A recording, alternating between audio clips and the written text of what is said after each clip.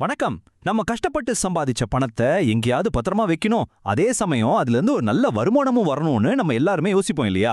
அப்படி ஒரு திட்டத்தை பத்தி தான் இன்னைக்கு நாம விரிவா பார்க்க போறோம். அதுதான் தமிழ்நாடு பவர் ஃபைனான்ஸ் கார்ப்பரேஷன், அதாவது டிஎன்பிஎஃப்சியோட ஃபிக்ஸ்ட் டெபாசிட் திட்டம்.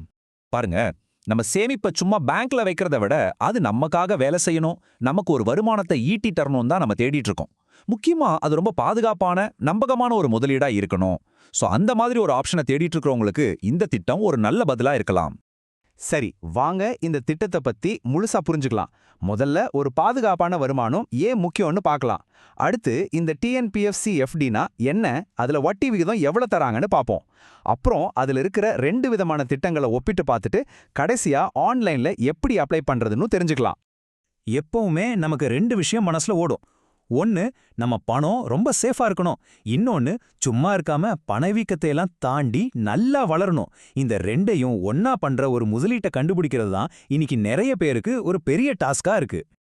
அப்போ அந்த சவாலுக்கு ஒரு தீர்வா அமையிற அரசாங்கத்தோட ஆதரவு இருக்கிற ஒரு சூப்பரான முதலீட்டு வாய்ப்பு பத்தி தான் நாம இப்ப பார்க்க போறோம். அதுதான் தமிழ்நாடு பவர் ஃபைனான்ஸ் கார்ப்பரேஷனோட ஃபிக்ஸ்ட் டெபாசிட் திட்டம். நாம ஒரு இடத்துல முதலீடு பண்றதுக்கு முன்னாடி அது யாரு நடத்துறாங்கன்னு தெரிஞ்சுக்கிறது ரொம்ப முக்கியம் இல்லையா? அப்போதான் நமக்கு ஒரு நம்பிக்கை வரும். இந்த டிஎன்பிஎஃப்சியை பாத்தீங்கன்னா, இது தமிழ்நாடு அரசுக்கு சொந்தமான ஒரு நிறுவனம். இவங்க எதுக்கு நிதி திரட்டுறாங்கன்னா, நம்ம மாநிலத்தோட மின்சாரம், ரோடு, இந்த மாதிரி உள்கட்டமைப்பு திட்டங்களுக்கு தான். சோ அரசாங்கமே பின்னணியில் இருக்கிறதால இதுக்கு நம்பகத்தன்மை இன்னும் அதிகமாகுது. சரி, இதுல யார் யாரெல்லாம் முதலீடு பண்ணலாம்?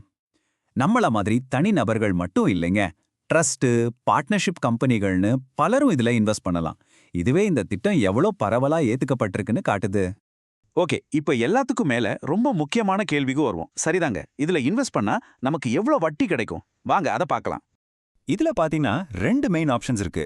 ஒன்னு, உங்களுக்கு மாசம் இல்லனா 3 மாசத்துக்கு ஒரு தடவை வட்டி பணம் கைக்கு வரணும்னு நினைச்சீங்கன்னா அதுக்கு பேரு நான் கியூமுலேட்டிவ் திட்டம். இல்ல என் பணம் வட்டியோட சேர்ந்து மொத்தமா வளரணும், கடைசியா மெச்சூரிட்டி அப்ப வாங்கிக்கிறேன்னு நினைச்சீங்கன்னா அதுக்கு பேரு கியூமுலேட்டிவ் திட்டம். வாங்க இது 2ஐயும் தனித்தனியா பார்க்கலாம். முதல்ல மாதம் வட்டி தர்ற நான் கியூமுலேட்டிவ் திட்டத்தை பார்ப்போம். இந்த டேபிள பாருங்க. 5 வருஷம், அதாவது 60 மாசத்துக்கு நீங்க பணம் போட்டா பொதுவான ஆட்களுக்கு 8.25% வட்டி கிடைக்குது. அதுவே 60 வயசுக்கு மேல இருக்கிற சீனியர் சிட்டிசன்களுக்கு 8.75% வரைக்குமே வட்டி தராங்க. நிறைய பேங்க் எஃப்டியோட ஒப்பிடும்போது இது கண்டிப்பா ஒரு நல்ல வட்டி விகிதம் தான். அடேங்கப்பா, 9.40%? இது என்ன கணக்குன்னு யோசிக்கிறீங்களா? இதுக்கு பேரு தான் எஃபெக்டிவ் ஆனுவல் ஈல்ட். அதாவது சீனியர் சிட்டிசன்கள் 60 மாசத்துக்கு பணம் போடும்போது அவங்களுக்கு கிடைக்கிற வட்டியும் கணக்குல சேர்த்தா அவங்களோட உண்மையான வருடாந்திர வருமானம் கிட்டத்தட்ட 9.40% இருக்கும். இது உண்மையிலேயே ஒரு சூப்பரான வருமானம் இல்லையா? சரி, இப்ப எனக்கு மாசம் வருமானம் வேணா, என் பணம் வளர்ந்தா போதும்னு நினைக்கிறவங்களுக்காகவே இருக்கு கியூமுலேட்டிவ் திட்டம். இதுல என்ன நடக்கும்னா, வர்ற வட்டியை திரும்பவும் முதலீட்டிலேயே போட்டுருவாங்க. இதனால உங்களுக்கு கூட்டு வட்டியோட முழு பலனும் கிடைக்கும். வாங்க இதுக்கான வட்டி விகிதங்களை பார்க்கலாம். ஒரு உதாரணத்துக்கு பார்ப்போமே. பொதுப்பிரிவுல ஒருத்தர் 3 வருஷத்துக்கு, அதாவது 36 மாசத்துக்கு முதலீடு பண்றாருன்னு வச்சுப்போம்.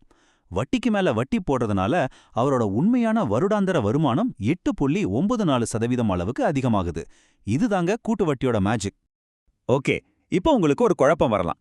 இந்த கியூமுலேட்டிவ் திட்டமா இல்ல நான் கியூமுலேட்டிவ் திட்டமா, எனக்கு எது சரிப்பட்டு வரும்னு யோசிக்கிறீங்களா? வாங்க 2ஐயும் நேருக்கு நேரா ஒப்பிட்டு பார்த்துருவோம். அப்போ உங்களுக்கு ஒரு தெளிவு கிடைக்கும். ரொம்ப சிம்பிளா சொல்லணும்னா, உங்க நோக்கம் என்னன்னு பாருங்க. உங்க பசங்களோட படிப்பு, கல்யாணம் இல்லனா உங்க ரிட்டையர்மெண்ட் மாதிரி நீண்ட கால தேவைக்காக பணத்தை சேர்த்து வைக்கிறீங்கன்னா அப்போ கியூமுலேட்டிவ் திட்டம் தான் பெஸ்ட். ஏன்னா அதுல பணம் நல்லா வளரும். இல்ல நான் ரிட்டையர் ஆயிட்டேன், எனக்கு மாசம் வீட்டு செலவுக்கு ஒரு வருமானம் வேணும்னு நினைக்கிறவங்களுக்கு நான் கியூமுலேட்டிவ் திட்டம் ரொம்பவே உதவியா இருக்கும். சோ உங்க தேவை எதுவோ அதுக்கேட்ட மாதிரி தேர்ந்தெடுத்துக்கலாம்.